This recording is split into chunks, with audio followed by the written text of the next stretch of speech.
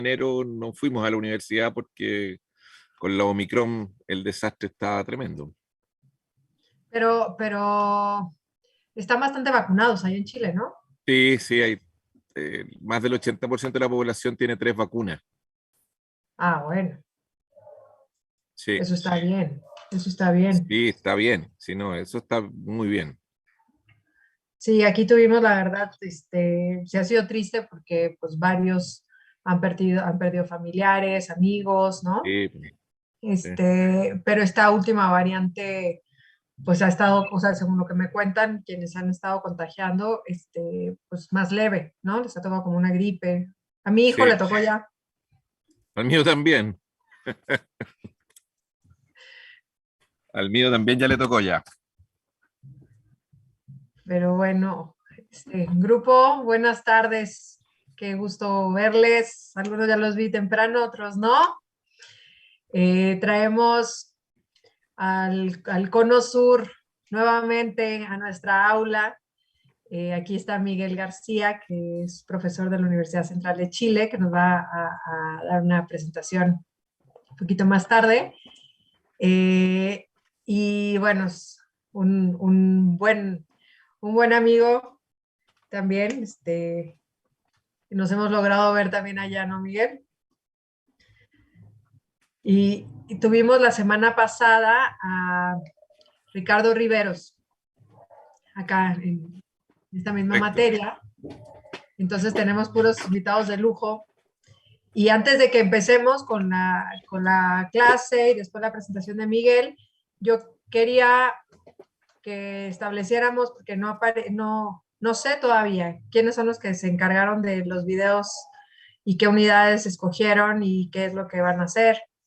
Entonces, necesito que lo pongan en el Classroom ahora, por favor, porque ya la unidad uno ya acabó, y necesitamos ya hacer la síntesis de ese video. Miguel, si nos lo permites, nos gustaría grabar para después hacer No hay problema, ni un problema. vamos a hacer como una síntesis, ¿no? De la gestión del paisaje con todos los invitados estelares que vamos a tener y que sea algo que después sirva de difusión, ¿no? Entonces, por favor, pónganlo. Ah, ya lo tienen. Estoy viendo. Ok, ok. Unidad uno, listo. Unidad 2, el paisaje como recurso, perfecto. Los de la unidad 2, los dejaron solitos. Axel y María Jesús. Gracias, Jonathan. Gracias por la lista. Entonces, nada más para quedar claros, los de la unidad uno ya empezaron a trabajar con el video o todavía no. Creo que no aún. Con el video de la clase pasada, ¿no? Ja, Leslie, Magnolia, Octavio, Abril. ¿No, verdad? No, no hemos trabajado en él. Bueno, necesitamos ya, o sea, necesitamos que se vayan elaborando las preguntas que los que están hablando serían las que van a estar respondiendo, ¿no? Para que vayan armando el guión de los puntos importantes. La sesión pasada se tocaron puntos muy interesantes que, Yasmín, gracias por estar acá nuevamente. Tengo a Yasmín como profesora invitada permanentemente, es arquitecta paisajista y desarrolló un posgrado. ¿En qué lo desarrollaste, Yasmín? ¿Cómo se llama? Es una maestría en estudios de la ciudad, escala urbana, más en urbanismo. Sí. Y nos trajo unas lecturas muy interesantes y la sesión pasada me parece que nos quedamos con varios puntos que no alcanzamos a discutir, ¿no? O sea, como que la sesión de Ricardo fue tan rica y tan interesante que acabó, ya se acababa la clase y ya no tuvimos oportunidad de platicar sobre lo que platico, o sea, sobre lo que estaba él planteando, como la gestión del proyecto, ¿no? De abajo hacia arriba, el paisaje como memoria, que me encantó el título también, y quisiera ver cuáles son las reflexiones que hay al respecto para que podamos ir cerrando estos temas también. ¿Cómo lo vieron? ¿Qué les gustó? Yo salí muy emocionada, no sé ustedes. ¿Quién empieza?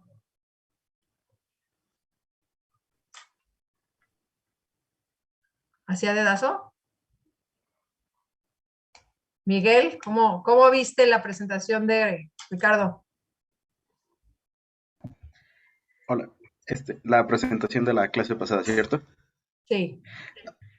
Mm, hola, bueno, a mí me gustó mucho y la verdad me inspiró. Yo siento que lo que más me movió es que el paisaje sin duda alguna es algo que ayuda a la calidad de vida y que está enfocado hacia una parte social y me gustó mucho conocer esta parte, sobre todo cuando nos habló de la ONG y de las actividades que había llevado a cabo.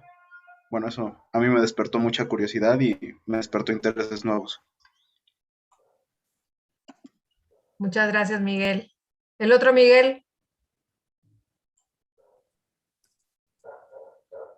Es que tenemos a Miguel Ortega, Miguel Guerrero, pero a ver, Sí, Miguel ¿cuál de Guerrero, los dos? tú.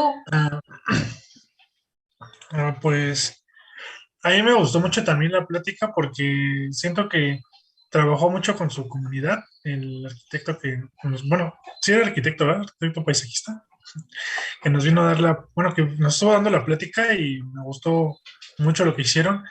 Y me estuve preguntando por qué en la universidad nosotros no hacemos trabajos de ese estilo. No, no sé, no vamos a comunidades o así. Bueno, ahorita por la pandemia se entiende que no podamos trabajar, pero antes de esto, no sé, creo que no hicimos algún trabajo así tan parecido a lo que él estaba llevando a cabo y no sé, creo que es una buena opción que empezáramos a trabajar así de esa forma para las comunidades y en favor de ellas. Muchas gracias, Miguel Ángel. Carlos. Hola, pues de eso a mí me gustó demasiado, su presentación se me hizo súper padre, de hecho cada vez que lo escuchamos ya está en Guanajuato, ha sido muy, muy grato y muy rico escucharlo y la forma en la que habla y lo que nos dice es como impresionante, este, pero de esto me gustó mucho lo que hablaba como del gestión y el diseño participativo y colaborativo, ¿no? Y se me hizo súper, súper padre la parte que dijo que es importantísimo escuchar, ser sensibles y eso va a permitir la valorización de los espacios y eso va a permitir como que la gente se apropie de los espacios y pues se permita la co-creación o cooperación. Eh, También en este sentido de que la gestión iba como por la línea de que era una guía en la cual se tenía que armonizar procesos sociales y económicos, según recuerdo. Se me hizo padre. Y con respecto a lo que decía Miguel, es como que, pues se me hace muy padre los proyectos en los que él estaba, y pues sí como que, o sea, que eran pequeños proyectos que, pues digo, tal vez sería falta que empezáramos a ver un poco de eso, ¿no? Porque creo que, como dicen luego, pequeños, acciones generan grandes, soluciones o cosas así. Entonces, y creo que es ahí donde se encuentra como de realmente esa apropiación de los espacios, esa apropiación del paisaje. Entonces, me quedé con eso. Muchas gracias, Carlos. Kelly. Sí, ay, a mí también me pareció como muy rica la plática que nos dio el arquitecto. Bueno, empezando como con este abordaje, ¿no? Del método participativo que tuvo y de que nosotros como arquitectos paisajistas tenemos que decidir no solo participar del objetivo político e institucional, sino también del objetivo que tiene la comunidad, que eso no está en la superficie, sino que está debajo de. Entonces, como que dije, ay, sí es cierto, ¿no? Porque muchas veces no vemos qué es lo que quiere la población y es ahí donde no vemos la co-creación. Y yo dije, ay, no, pues sí, cool eso, ¿no? Porque también, o sea, me gustó mucho el caso que dio como de estas como jardineras. Y yo dije, pues sí, ¿no? A pesar de que el otro diseño se ve como muy elegante, muy nueva ciudad, sustentable, el otro permitía que tuviera más funciones ese espacio, ¿no? O sea, desde algo que tú puedes agarrar y dices, ay, ahí tengo el tecito, no sé, tiene otras funciones y otro contexto, ¿no? O sea, que es integrar a la población dentro de ese diseño. Ay, pero también lo que me gustó mucho es como un ejemplo de Asia que decía que se ocupaba el paisaje como un recurso económico y que también hay marketing de los espacios, o sea, vender el paisaje de esta manera como que se vuelve algo, no satanizarlo, ¿no? Sino más bien algo pues funcional para el espacio y pues ya, como que sí tener ese, ay, pues cerró con broche de oro con la canción que nos puso, ¿no? Y todo, muy bonita. Pero sí, muy rica la plática. Sí, me parece que tocó varios puntos importantes y Miguel te cuento un poco.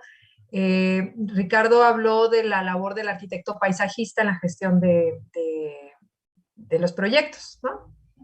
Entonces nos presentó dos estudios, bueno, dos proyectos en los cuales él estuvo involucrado y uno de ellos estaba en una zona urbana, en donde exactamente, ya no recuerdo en dónde era, tú seguramente sí lo ubicarás perfecto, pero hablaba de esta intervención que habían hecho en la municipalidad en las banquetas, ¿no? Poniendo un diseño así como ortogonal, con algo de vegetación, pero que en realidad la población pues no se apropió de esos espacios, entonces pues por falta de mantenimiento pues se perdieron mucha de la vegetación que había ahí, pero ya cuando trabajaban con la población veían que en realidad eso no era lo que ellos querían, ¿no? Que su imaginario de lo que era una jardinera era diferente y empezaron a generar otro tipo de propuestas que iban más encaminadas a la imagen a la imagen colectiva, ¿no? Que tenía la población.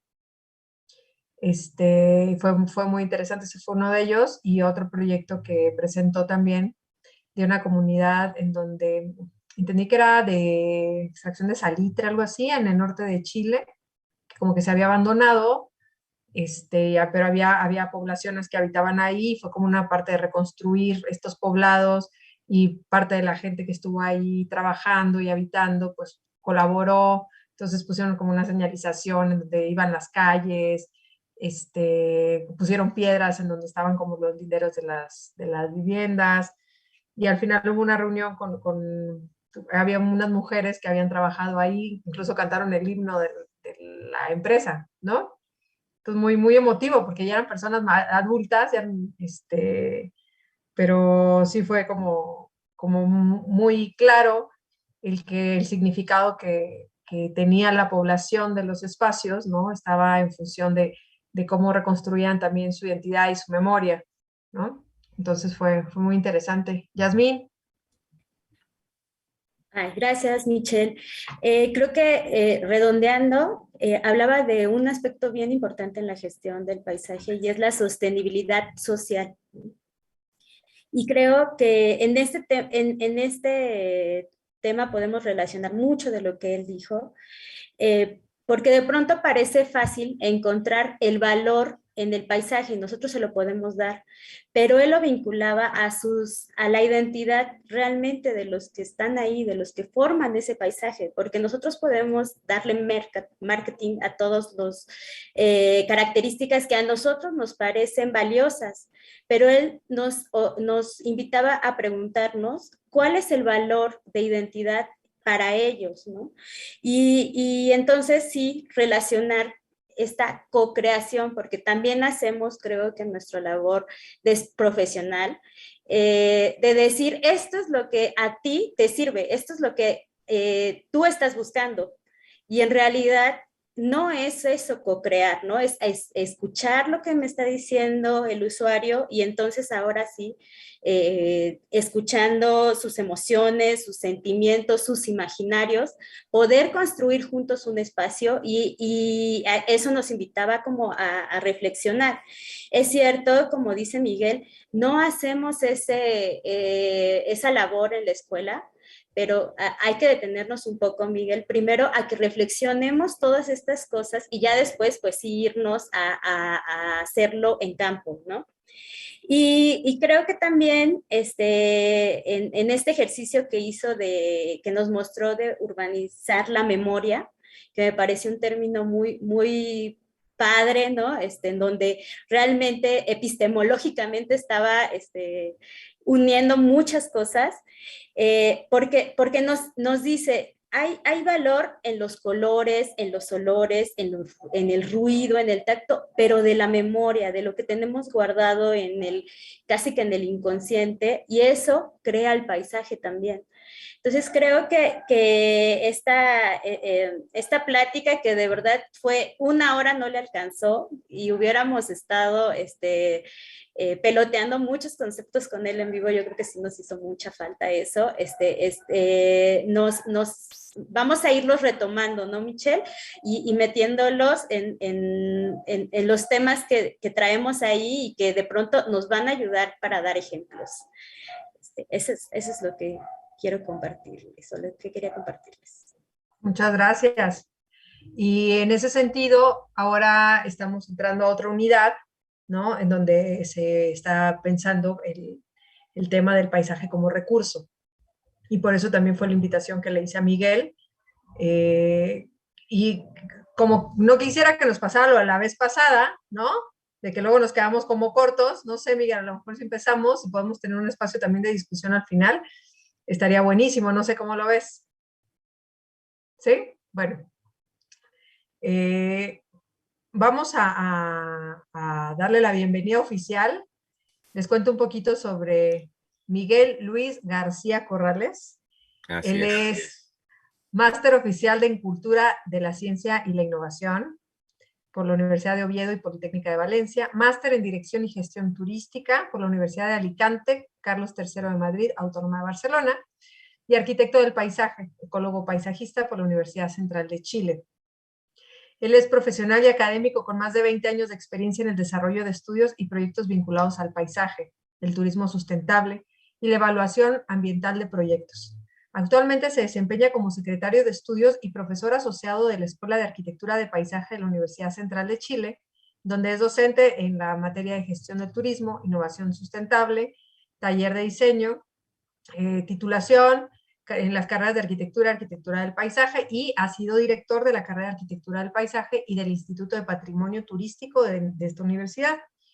Durante su trayectoria profesional ha estado a cargo de diversos proyectos de interés nacional, como el Plan Nacional de Infraestructura Habitable para el Turismo, la Estrategia Nacional de Trenes Turísticos, el Sistema de Gestión Turística Sustentable para el destino de San Pedro de Atacama, el Plan de Ecoturismo de la provincia antártica chilena, el estudio de intensidad de uso público en el Parque Nacional Torres del Paine y del uso y aprovechamiento sustentable de los recursos patrimoniales de la isla de Pascua, así como de otros megaproyectos, como está también el Sendero del Chile. En el ámbito académico ha sido profesor y conferencista en la Universidad de Costa Rica, la Universidad para la Cooperación Internacional, la Escuela Latinoamericana de Áreas Protegidas de Costa Rica, la Fundación Universitaria Los Libertadores, la Universidad Pedagógica y Tecnológica de Colombia, la Universidad Federal de Paraíba en Brasil, la Universidad de Camagüey en Cuba, la Universidad Católica de Córdoba, la Universidad de Misiones en Argentina, así como la Universidad Autónoma de Guerrero, y ahora pues en la UNAM, ¿no, Miguel?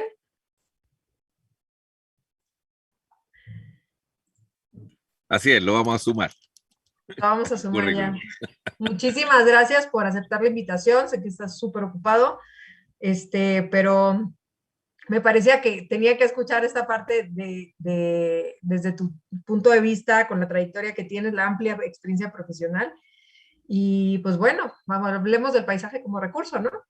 Así es, pues muchas gracias, Michelle, y un saludo a todos y a todas. Ojalá que estén muy bien.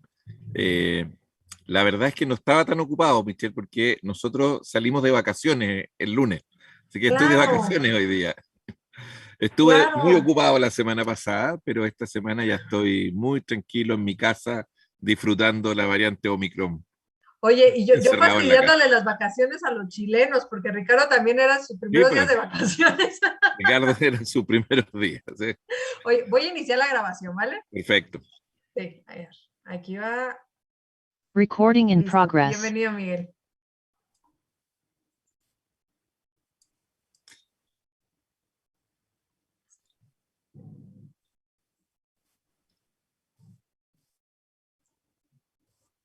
¿Sí puedes compartir pantalla? ¿Sí? Sí, estoy compartiendo. Perfecto. No me manejo demasiado en Zoom, así que... Ay, bueno, bienvenido a la evangelización electrónica, así estamos hoy. No, no, es que nosotros usamos el Teams, entonces, pero es lo mismo al final.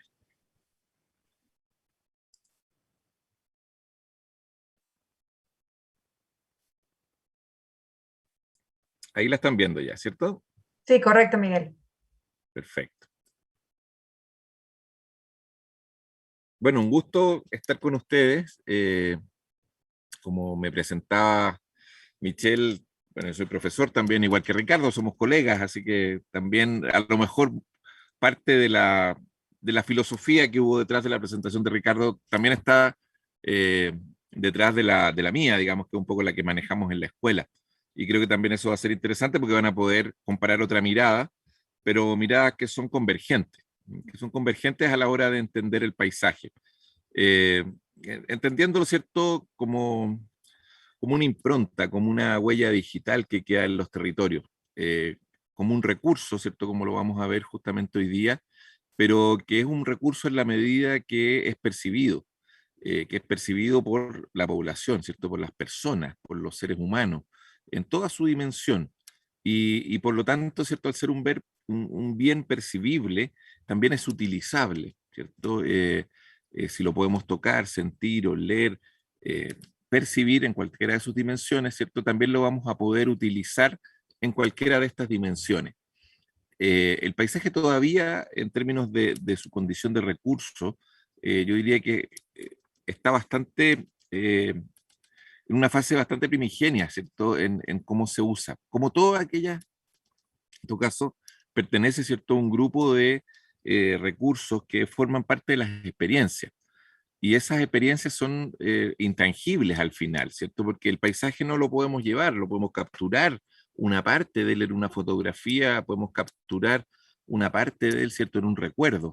Pero el paisaje es un bien que no se puede de una forma llevar de un lugar a otro.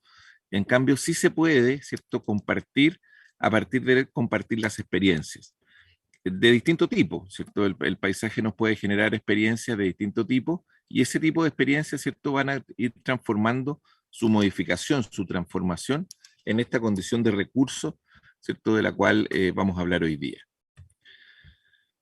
Es muy importante considerar, por lo tanto, que si estamos hablando del paisaje, ¿cierto?, como un recurso y que es un recurso a partir de su percepción, ¿cierto?, por las personas, por los seres humanos, esta percepción es de carácter biocultural, ¿cierto?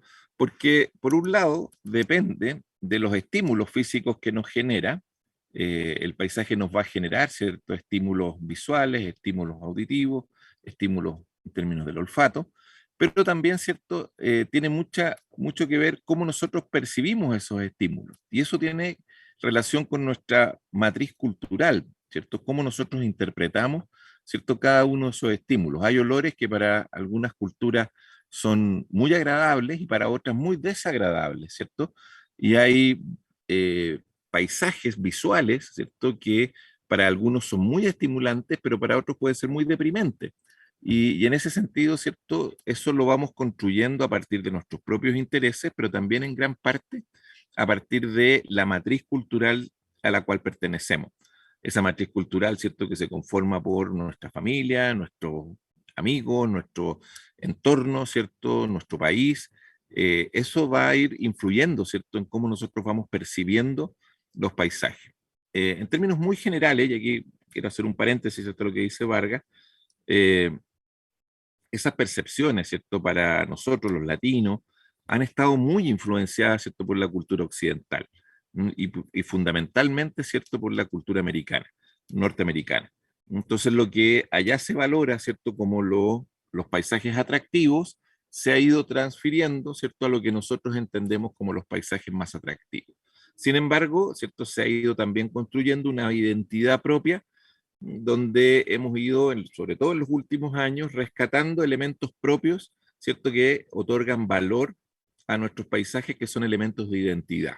Eso lo vamos a ir profundizando un poquitito durante la exposición de hoy.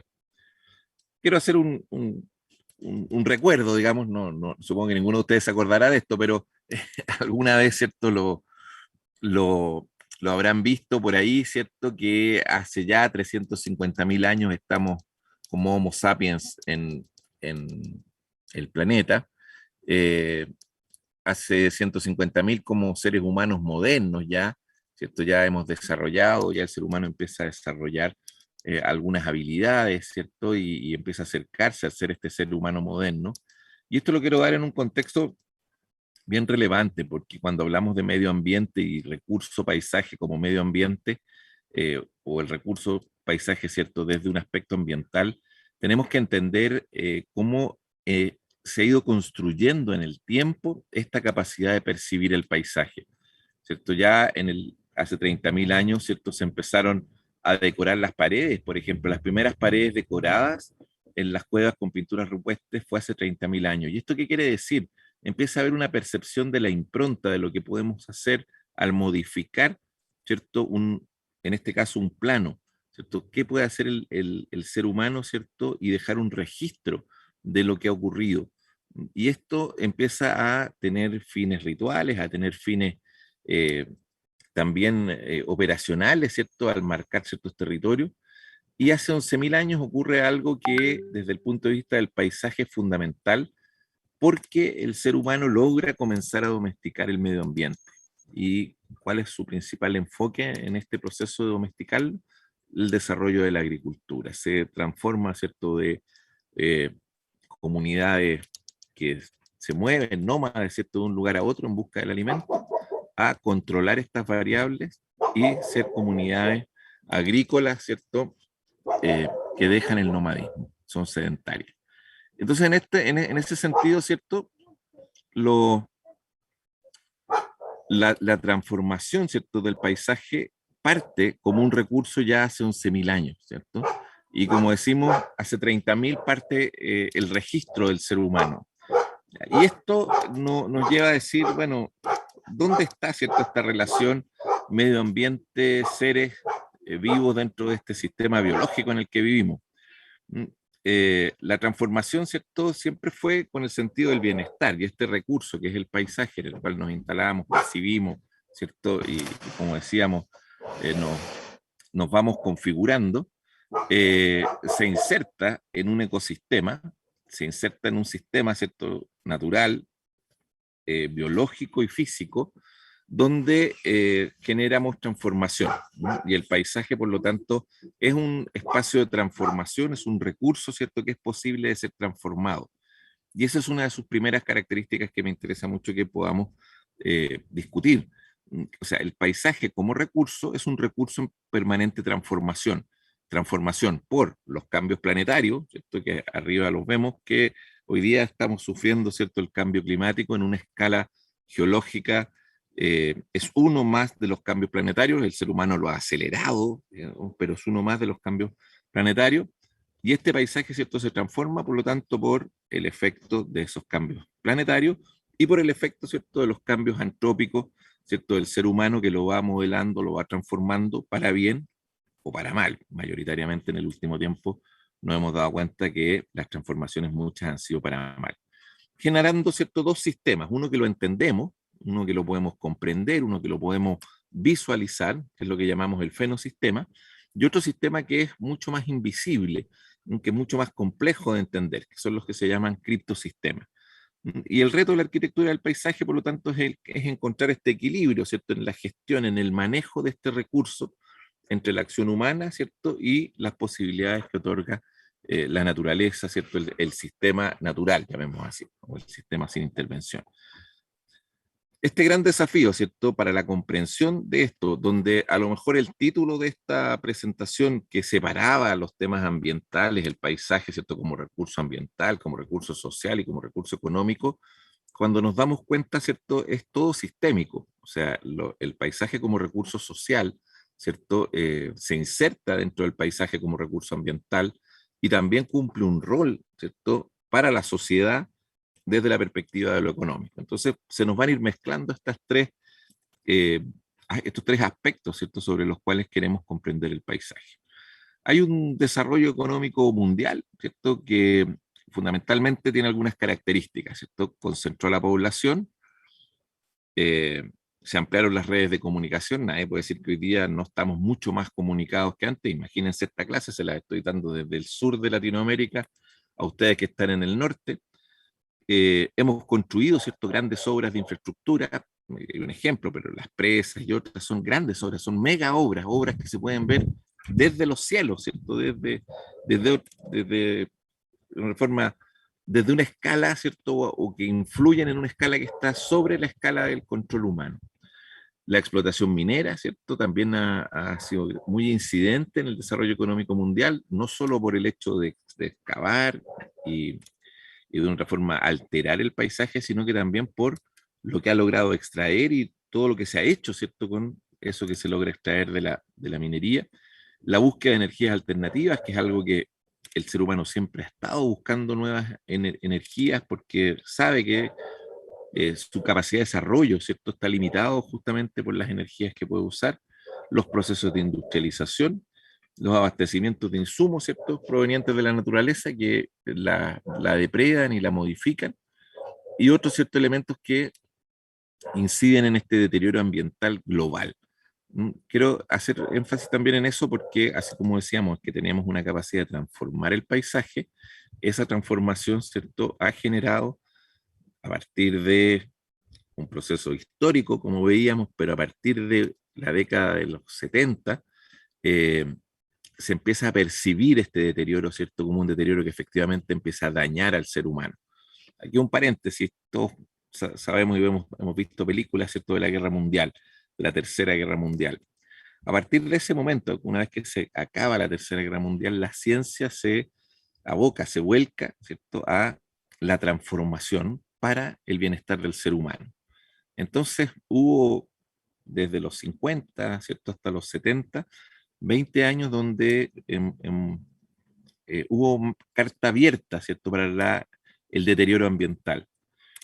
Tanto así, ¿cierto?, que se entendió el final de la guerra con una explosión atómica, o sea, que genera deterioro ambiental, pero a una escala también ¿cierto?, continental.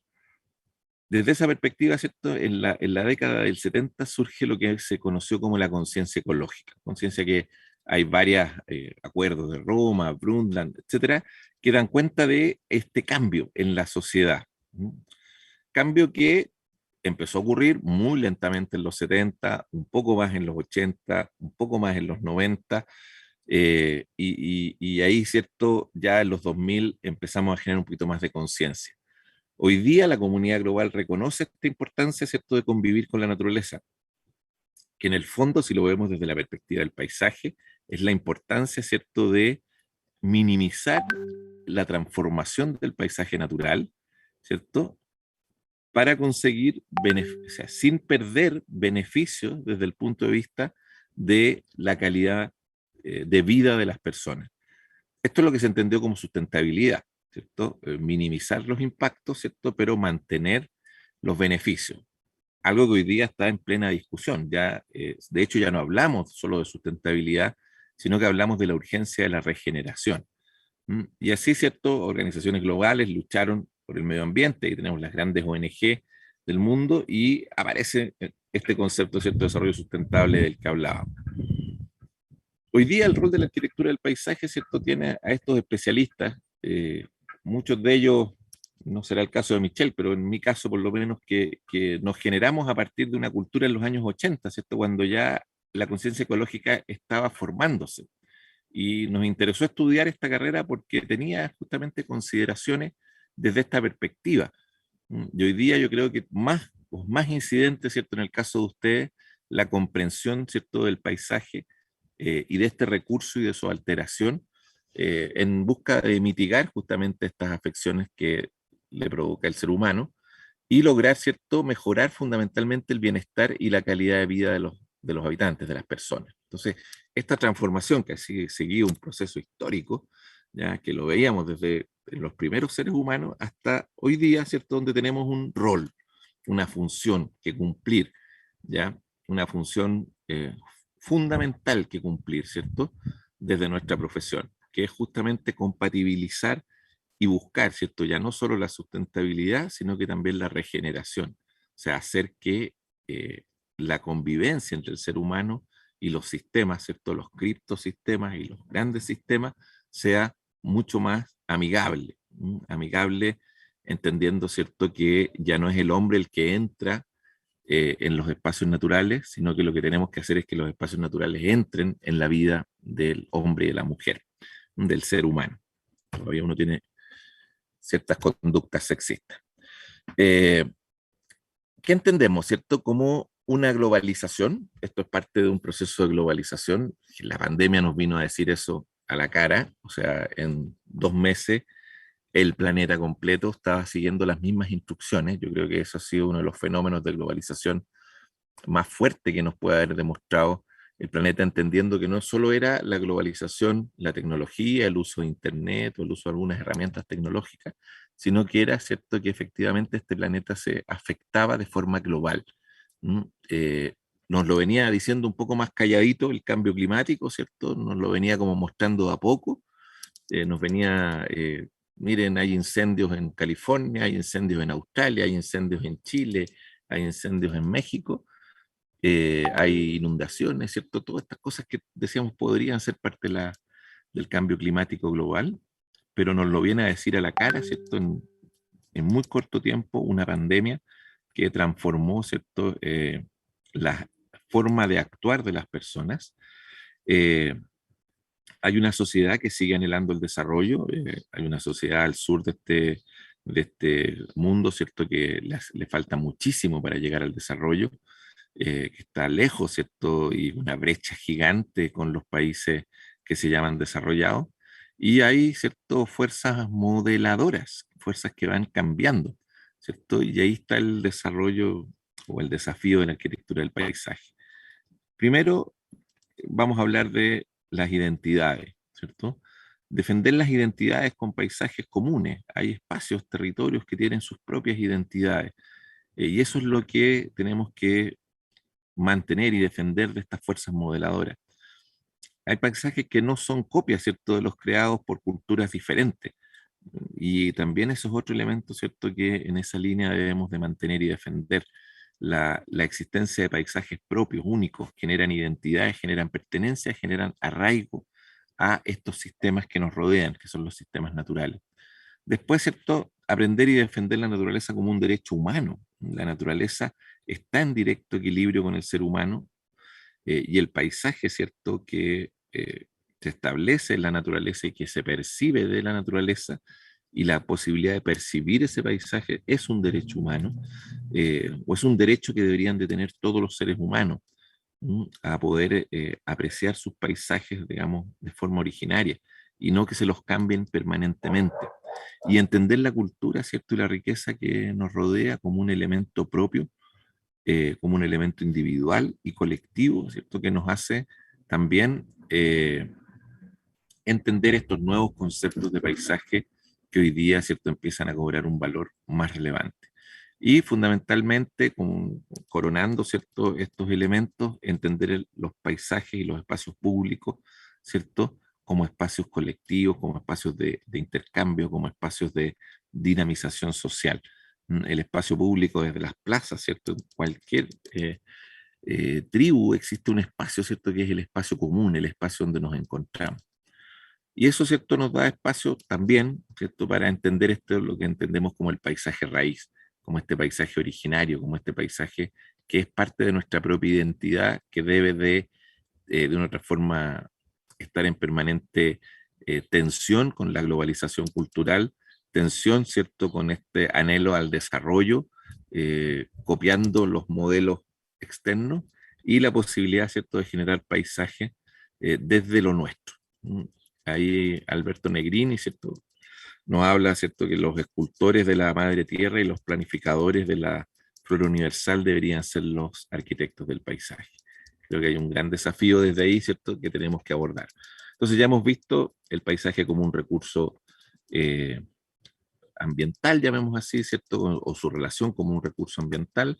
También aquí lo vemos como un recurso social, ¿cierto?, donde en el paisaje ocurren las cosas. Después lo vamos a ilustrar con hartas fotografías que las vamos a ir conversando.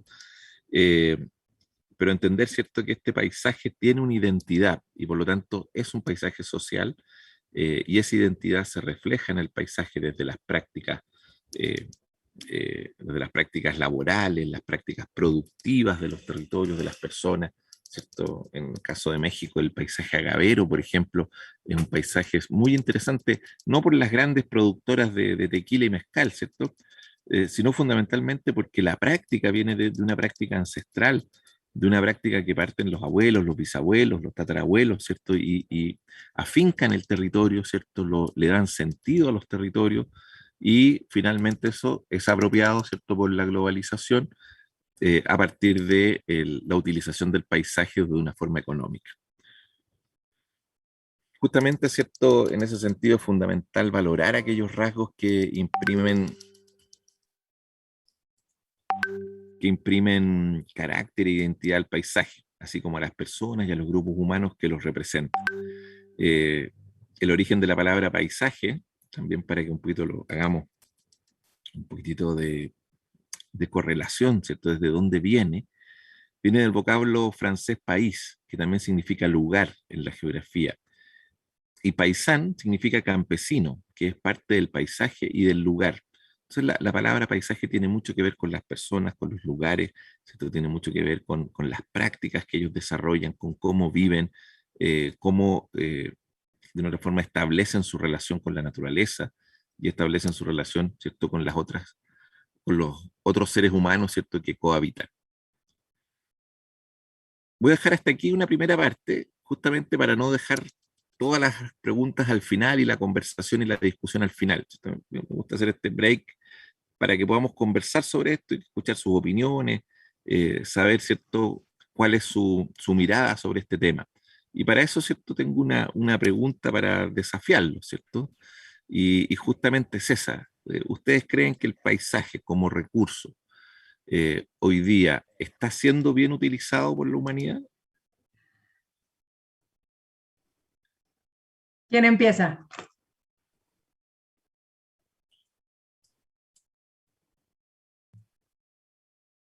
A ver, chiques. ¿Quién Yo parte? quiero hablar, es que no supe cómo levantar la mano aquí en el celular. Ya, dale, Miguel. Tocayo. Ay, soy Octavio, hola. Hola. Ah, Octavio. Ya, Sí, perfecto, Octavio. creo que respondiendo a la pregunta, definitivamente no. Creo que creo que considero, número uno, justo esto de que el paisaje es de la gente, ¿no? Del pueblo, por así decirlo, y creo que definitivamente no, pues creo que hablar de estos temas en el caso aquí de México es un privilegio. Creo que al final no estamos conscientes del término paisaje y lo que implica tanto económica, social, ambientalmente. Creo que la que más conocemos es la ambiental, pero fuera de eso creo que no hay un conocimiento total y la importancia del paisaje. Entonces creo que comenzando por ahí, creo que no. Y pues respondiendo a la pregunta también, creo que no ha sido eh, creo que no se ha utilizado de manera adecuada, puesto que al final la utilización del paisaje solo favorece a ciertos sectores. Entonces, considero primero eso y también pues la invisibilización de la mayoría de las personas que utilizan su paisaje y cómo lo utilizan. Creo que también solo sabemos de una parte muy pequeña de quiénes lo utilizan y cómo. Y Perfecto. ya. Muy buena reflexión, Octavio. ¿Qué más nos puede aportar a la reflexión de Octavio o a seguir con la pregunta?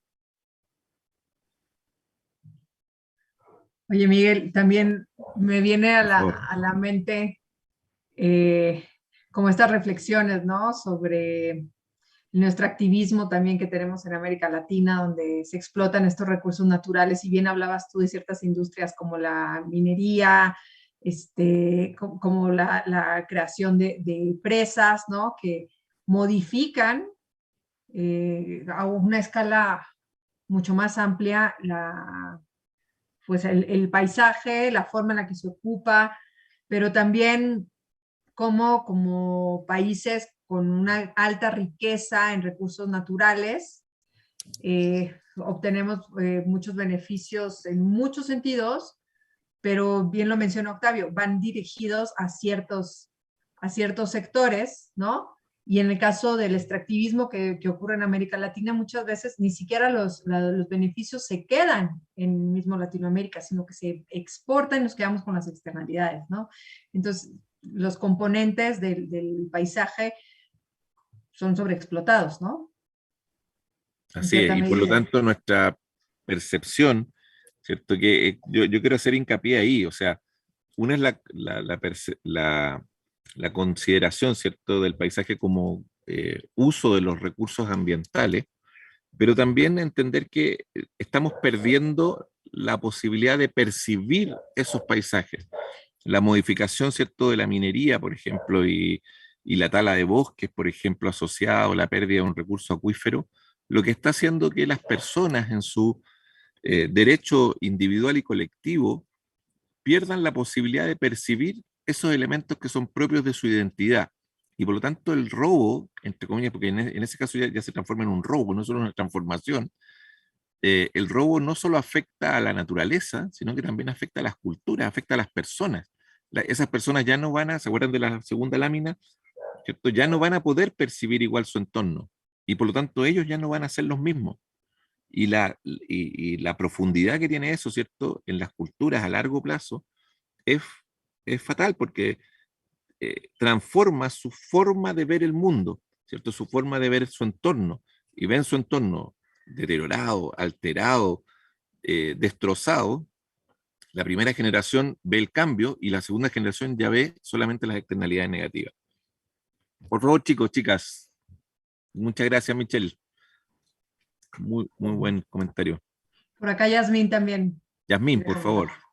Sí, pues creo que redondeabas en algo bien interesante, en dos premisas que creo que tenemos que tener como muy en cuenta, y es un sistema que se transforma, ¿no?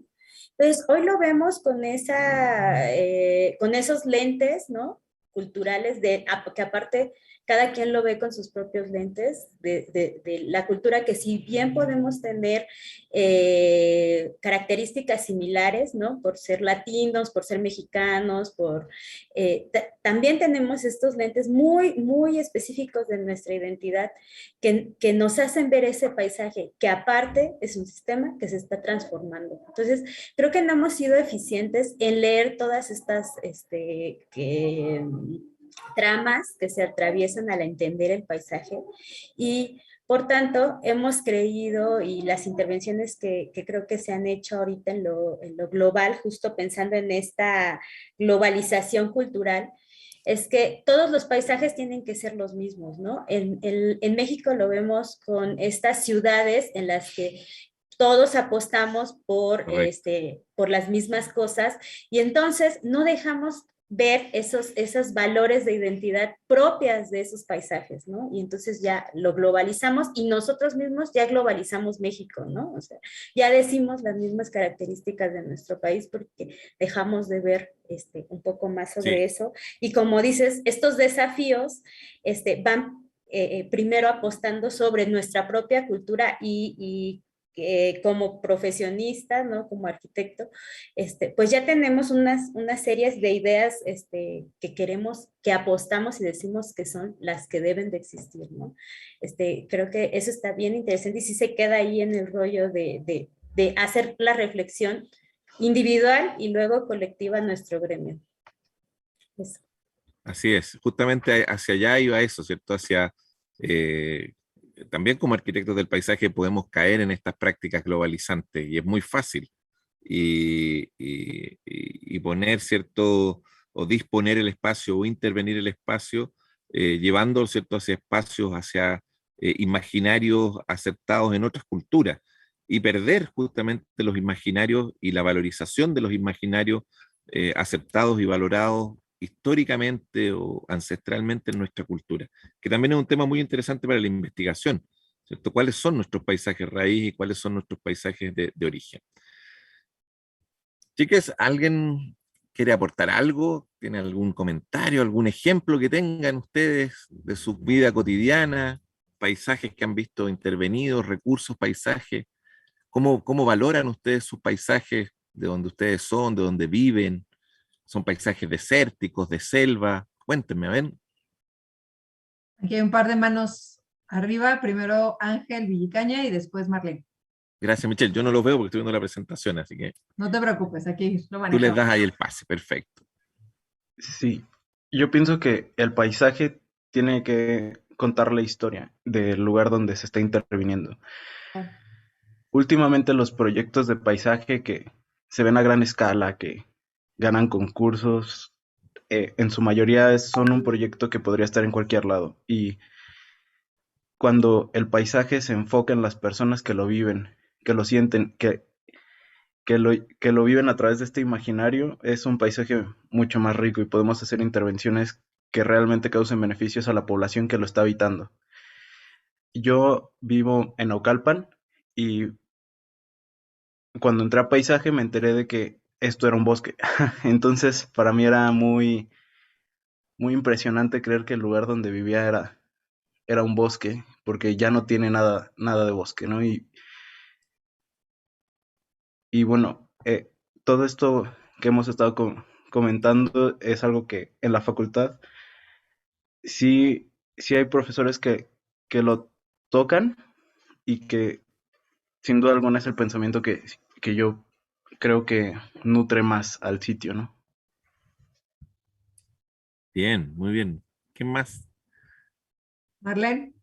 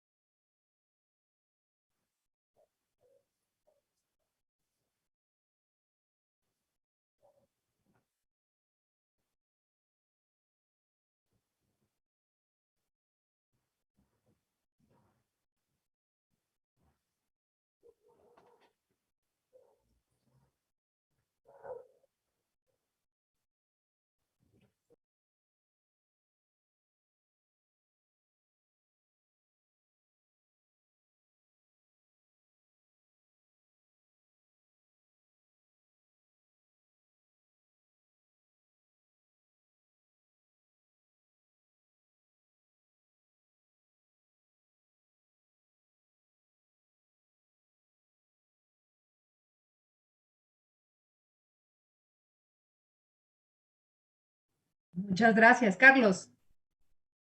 Sí, bueno, pues yo creo que todas estas transformaciones al paisaje, eh, además de afectar pues ambientalmente, pues afectan a la misma gente que lo habita, ¿no? Y los despoja de su identidad. Como mencionan, les roban su identidad. Y bueno, un ejemplo que se me ocurre, que hace unos meses lo investigamos, que era el problema que hubo, el movimiento de los 13 pueblos en Morelos, ¿no? Al cual querían este, meter una unidad habitacional y pues y la gente se iba a quedar sin sus espacios y además de que les iban a quitar el agua, ¿no? Que era un recurso el cual ellos, pues era sumamente importante para ellos, para todas las actividades que hacían y el hecho de que se hubiera una unidad habitacional, pues los iba a afectar demasiado, ¿no? Además de que, pues, realmente ellos nunca lo iban a ver como algo propio, ¿no? Ellos no lo iban como a abrazar y decir, pues sí, esto va a pertenecer a nosotros, porque pues es algo con lo que no se identifican, es algo que es agresivo a su entorno, a lo que ellos conocen. Y se me hizo pues interesante este ejemplo con base en lo que estamos viendo. Muchas gracias, Carlos. Y ¿Alguien más? Octavio. Octavio. Ay, sí, yo de nuevo, perdón. Quería hablar también, bueno, ya muchos saben del tema, pero usted no ha estado aquí, entonces lo quería contar. Yo vivo muy cerca del aeropuerto de la Ciudad de México y también de uno como es un lugar, se llama Ciudad Deportiva, pero en general engloba varios lugares que han sido, son sede de, por ejemplo, hay un estadio de béisbol, aquí es la sede de la Fórmula 1. También se realizan varios conciertos en el Palacio de los Deportes y así, entonces como que cada evento atrae a diferentes personas y creo que la forma en la que se percibe es como interesante la dinámica, porque la gente aledaña como que ya sabe qué va a suceder cuando se realiza, no sé, un evento deportivo, a comparación de un concierto de rock o de un concierto este, de otra temática o un festival. O sea, como que las dinámicas van cambiando y me parece interesante porque ese lugar antes era un bosque y era un parque abierto y me acuerdo que pues toda mi familia contaba que justo como lo que decía Marlene, o sea, Marlene y yo no vivimos tan lejos y era justo eso de que la gente iba, o sea, mis tíos y mi mamá iban y jugaban ahí y había renacuajos, había de todo, de todo, de todo. Y justo a partir de toda esta transformación del lugar, se ha ido privatizando todo y es muchísimo más difícil ingresar a esos espacios.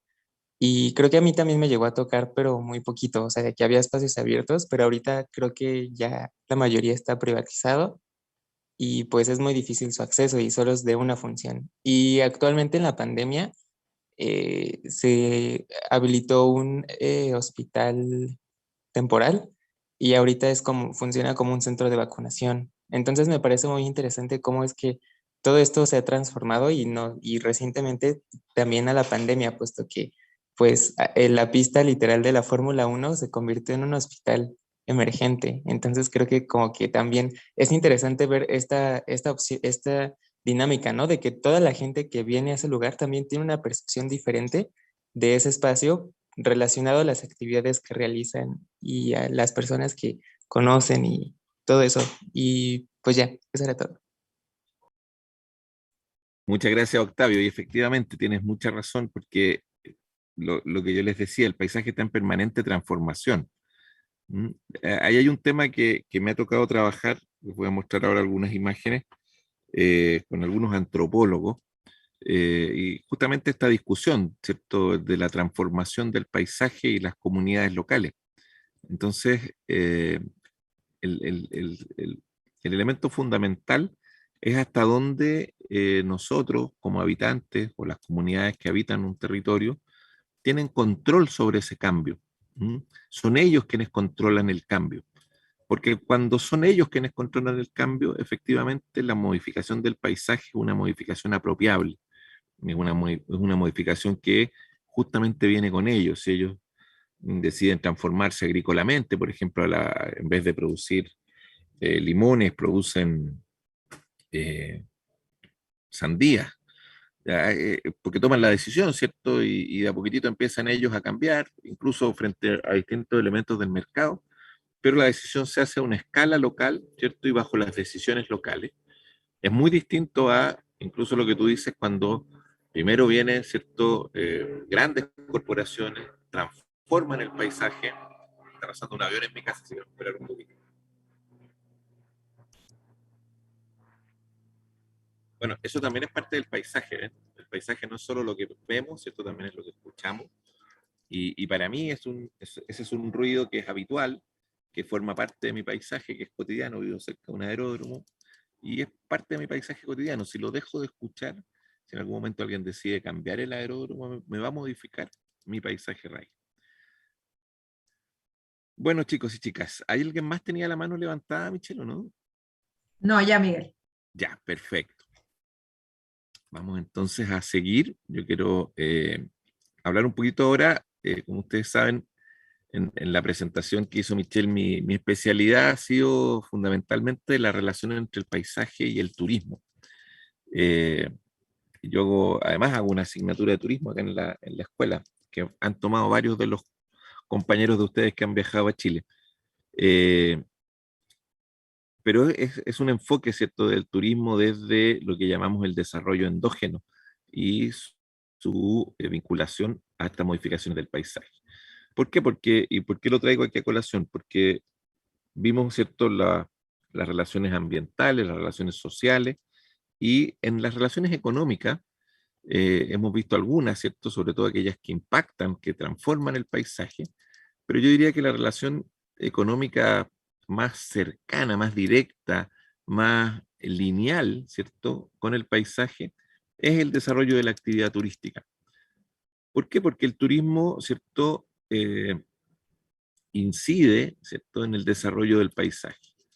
Pero antes de hablar del turismo, ¿cierto?, quiero hablar del paisaje como un bien patrimonial, para ir cerrando, ¿cierto?, la discusión anterior, entendiendo que al transformarlo en un bien patrimonial lo estamos transformando en algo que queremos conservar, que queremos preservar, porque entendemos que va a nutrir a las futuras generaciones, que va a alimentar, ¿cierto?, a nuestras descendencias, y que también forma parte de la comprensión, ¿cierto?, de nuestra historia, y que por lo tanto en la actualidad nos produce grandes beneficios. Esa es la concepción patrimonial, ¿cierto?, que tiene el paisaje. Y es reconocido por las personas y las comunidades locales, ¿cierto? Y buscan que perdure y que nutra su identidad. Entonces, esta convicción de que el paisaje tiene una componente patrimonial sustancial, que está dada, como todos los bienes patrimoniales, por las propias personas que lo valoran, nos va a orientar, ¿cierto?, a la comprensión de su condición de un recurso patrimonial. No es un recurso cualquiera. En general, la transformación del paisaje afecta, ¿cierto?, no solo a los habitantes actuales, sino que también la posibilidad de heredar la comprensión del paisaje a los habitantes futuros, y también, ¿cierto?, afecta desde la perspectiva de la correlación, de la interacción de las comunidades a su propia construcción de identidad. Y aquí, ¿cierto?, ya vamos a hablar del paisaje como un activo. Esta es una mezcla que me he tomado la libertad de utilizar hace algunos años, porque el patrimonio y el paisaje, ¿cierto?, son los principales activos de la industria turística. Los activos son los bienes, ¿cierto?, que hacen que una industria funcione, exista, que transforman, ¿cierto?, aquellos recursos que podrían estar en condiciones naturales en activos económicos, en recursos, ¿cierto?, económicos. Entonces, el paisaje es el principal activo de la industria turística. La gente lo que busca es ver paisajes culturales o naturales, ¿cierto?, patrimoniales, urbanos, rurales, de diferente tipo. Y a través de esa percepción de los paisajes, con todo lo que habíamos hablado de la percepción, no busca nada más y nada menos que la felicidad. En el turismo, ya lo dijo Joseph Chias, el turismo es la industria de la felicidad. Y Tomás Gilovich, ¿cierto?, habla de que la felicidad reside en los recuerdos que almacenamos a través de nuestras experiencias. O sea, el paisaje se vive, se percibe y se genera, ¿cierto?, una experiencia en su percepción. Por lo tanto, la industria del turismo, ¿cierto?, en el fondo se basa fundamentalmente en la existencia de los paisajes. Como decíamos, de todo tipo, incluso paisajes creados, ¿cierto?, para poder satisfacer estas experiencias. Paisajes robados, ¿cierto?, para poder generar expectativas y generar experiencias, ¿cierto?, aterritoriales.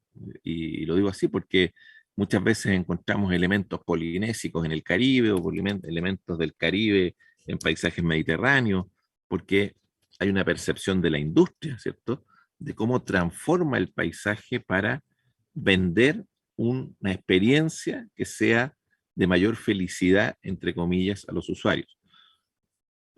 baja comprensión de los usuarios y también por muchas veces una cultura, ¿cierto? Ajena, una cultura que va apoderándose de los espacios territoriales. En este caso tenemos un paisaje que en Chile es muy singular, que es un paisaje de salinera, donde efectivamente hemos trabajado en el desarrollo de experiencias turísticas, ¿cierto? Con las comunidades locales que muestran su actividad ancestral, que tiene más de 400 años, y forma parte de un paisaje cultural, ¿cierto? Que son las salineras, ¿cierto? De la zona central de Chile. El paisaje y el turismo, esto lo dice Nogué, ¿cierto? Son sin duda dos realidades íntimamente relacionadas. Y su equilibrio, que debería ser armónico, es a menudo difícil de conseguir. Paradójicamente, ¿cierto? Siendo como es el paisaje un valor fundamental en toda la oferta turística, y aquí incide, ¿cierto?, en lo que conversábamos anteriormente, nos encontramos con que, a su vez, ¿cierto?, el turismo es hoy uno de los causantes más importantes de la degradación del paisaje. No cuando se desarrolla de esta forma, que es de forma extensiva, ¿cierto?, de forma muy diluida, sino que es fundamentalmente cuando se desarrolla de forma intensiva. Si vinculamos, ¿cierto?, el turismo con lo que pueden ser hoy día algunas de las condiciones socioambientales más relevantes, vemos que desde el punto de vista sanitario se va a generar un nuevo trato. No podemos seguir viendo ni el turismo ni el paisaje como lo veíamos antes de la pandemia, porque, como decíamos anteriormente, la pandemia y la globalización no solo están influyendo, ¿cierto?, a nuestra realidad local, sino que justamente influyen en realidades globales y en una escala de actuación a la cual a lo mejor es muy difícil comprender incluso todavía. Hay un acelerado cambio en el paisaje percibido, en intensidad y frecuencia. No sé si les pasó en Ciudad de México o en algunas ciudades en México, pero cómo la naturaleza, ¿cierto?, a partir del encierro del ser humano empezó a avanzar hacia las ciudades y apareció en las ciudades. En el caso nuestro tuvimos varios pumas que bajaron de la cordillera, ¿cierto? Y los vimos caminando por las calles. Nosotros estamos junto a la cordillera de los Andes, muy cercanos, o sea, a los pies de la cordillera de los Andes, y de los espacios naturales, ¿cierto?, de la cordillera de los Andes bajaron pumas, bajaron cóndores, y otros animales menores también, ¿cierto?, se vieron en muchas ciudades. Entonces, este cambio que estamos percibiendo, ¿cierto?, efectivamente en intensidad, pero también en frecuencia, ¿cierto?, cada vez con mayor incidencia, también está muy afectado por las prácticas que tenemos. Y hay un impacto, ¿cierto?, y resiliencia en las escalas locales.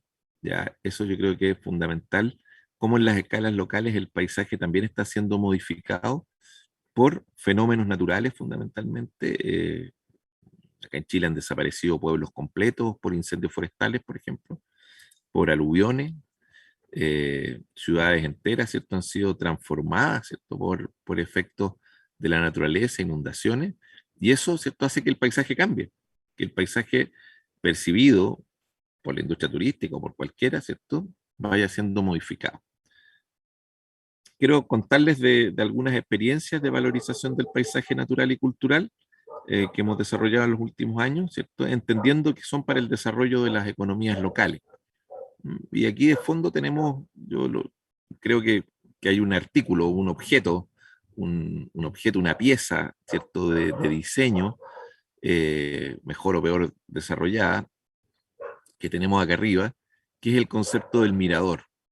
El concepto de mirador es un espacio para mirar, para percibir el paisaje, ¿cierto? Y está directamente relacionado con la actividad turística, con la actividad de visitantes. Los habitantes perciben el paisaje desde sus hogares, lo perciben desde su cotidianeidad, lo perciben desde su vida diaria. Y los visitantes, ¿cierto?, lo perciben desde espacios habitualmente construidos para poder en poco tiempo sacar el mejor provecho a la experiencia.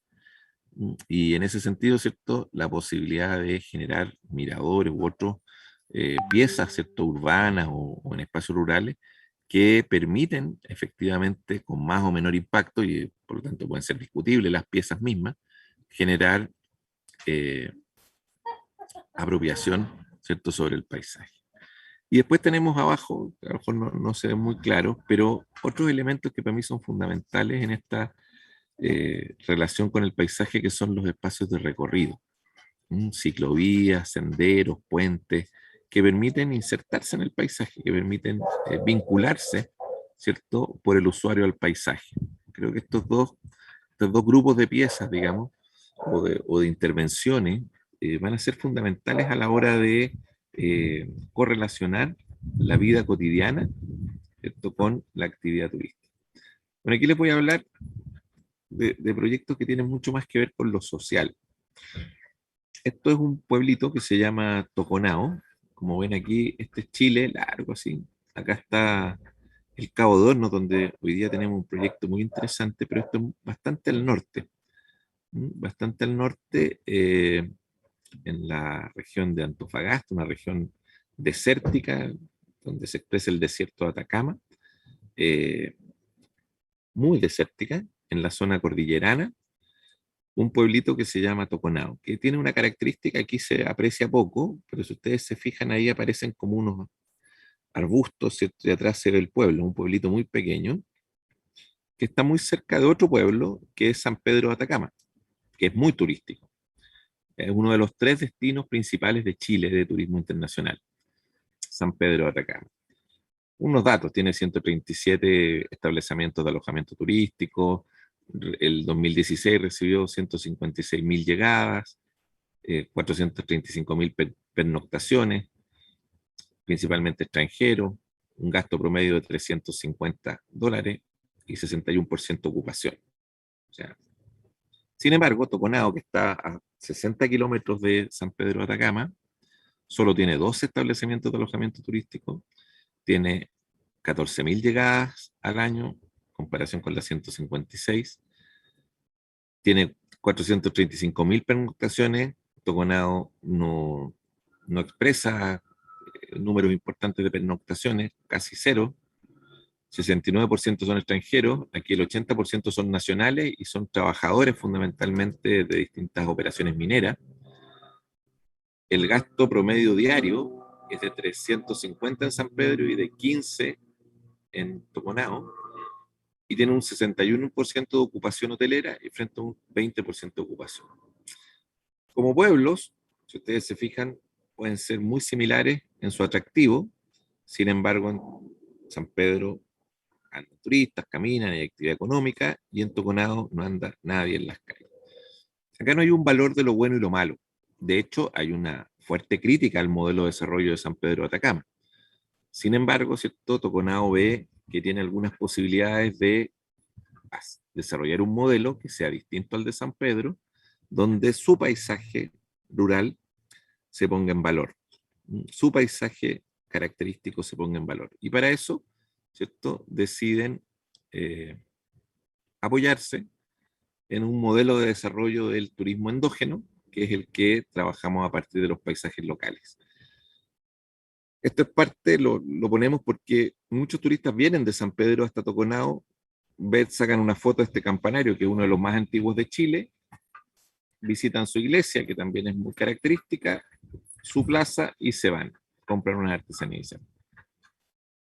Esto es el pueblito de Toconao, es muy singular, si se fijan al fondo, es el Gran Salar de Atacama, el salar, uno de los salares más grandes del mundo, aridez absoluta, salvo por esta quebrada, que es la quebrada de Jere, que viene bajando desde la cordillera, y la verdad es un oasis. Tiene la parte alta verde, y como ustedes ven, la parte baja al otro lado del pueblo también verde. Muy singular.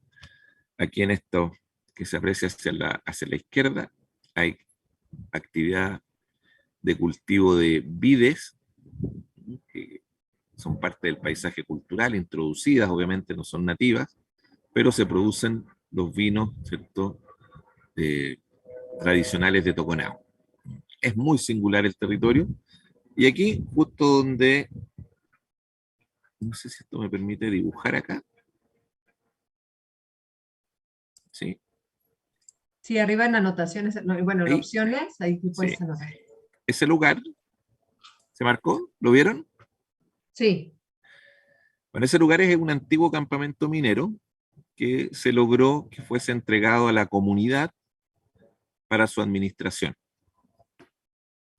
Entonces, ese campamento minero, bueno, esto ocurrió antes de la pandemia, así que está un poquito detenido el proyecto, pero se va a transformar en un hotel administrado por la comunidad local, una comunidad fundamentalmente de origen Hunza, indígena, y va a ser el principal alojamiento turístico de Toconagua administrado por la comunidad, con un modelo de desarrollo turístico completamente distinto al de San Pedro, que son, como veíamos ahí, 300 y tantos hoteles distintos, con distintos intereses, etc. Entonces aquí hay la posibilidad del desarrollo de un modelo muy interesante, muy diferenciado y de mucho valor agregado. Pero para eso el paisaje tiene que ser reconocido. Hay una foto aérea también, ¿cierto?, que nos muestra dónde está el hotel y dónde están los principales atractivos que están presentes. Esto como lo borro. El hotel estaría acá, está una foto mirada desde el otro lado, ¿cierto? Acá está una vista a la quebrada, acá está el acceso al bosque, acá está la plaza principal donde estaba el campanario, acá hay otro acceso al bosque y aquí está la zona de las vides. Entonces, podemos ver ahí cómo este pequeño mapa, en ese cuadrante, esa territorialidad, ¿cierto? Expresión territorial muy pequeñito, una escala muy pequeña, se empieza a transformar en un proyecto donde los habitantes empiezan a sentir que el desarrollo del turismo puede ser parte de eso, puede ser parte de su desarrollo, pero también, ¿cierto?, sentir que el paisaje es propio, y ese es el primer ejercicio. El primer ejercicio es de apropiación de su paisaje, de valorización de su paisaje, porque el gran problema, ¿cierto?, es que llegan inversionistas externos, ¿cierto?, les ofrecen muy poco, porque como ellos no valoran su paisaje, y sí lo valoran mucho más los externos, por su casa, ¿cierto?, por su finca, por su terreno, ¿cierto?, les ofrecen muy poco dinero y ellos ceden, ¿cierto?, porque no han valorizado efectivamente el valor económico, social y ancestral que tiene su propio paisaje. Y trabajamos con ellos, en este caso son fundamentalmente tercera edad, mujeres, pero también trabajamos con los niños, ¿cierto?, en la apropiación del paisaje, sobre cómo ven su paisaje y qué no les gustaría que se perdiera del paisaje, identificando esos elementos del paisaje raíz. Bueno, aquí una premiación a los niños, sus propias imaginarios y referencias de lo que les gusta del paisaje, ven cómo lo pintan de verde. Bueno, para ellos es muy importante el verde, un estanque de agua que hay, que también es muy importante porque es donde se bañan, la iglesia, que es lo que ellos entiendan que es el turismo, el río, miren, lo ven, pero... Y así, ¿cierto? Trabajamos ya en el territorio. Bueno, ahora no me veo mucho, pero ese gordito que está ahí soy yo, trabajando sobre ellos con un mapa del territorio, ¿cierto? Haciendo lo que llamamos como mapeos, ¿cierto?, colectivos, mapeos en terreno, para poder identificar los valores que tiene su paisaje, su propio constructo del paisaje. De ahí estamos recorriendo, ¿cierto?, la quebrada, las edificaciones, identificando esos elementos, ¿cierto?, que dan vida a lo que entendemos como el paisaje cultural, donde la gastronomía local, tradicional, también forma parte.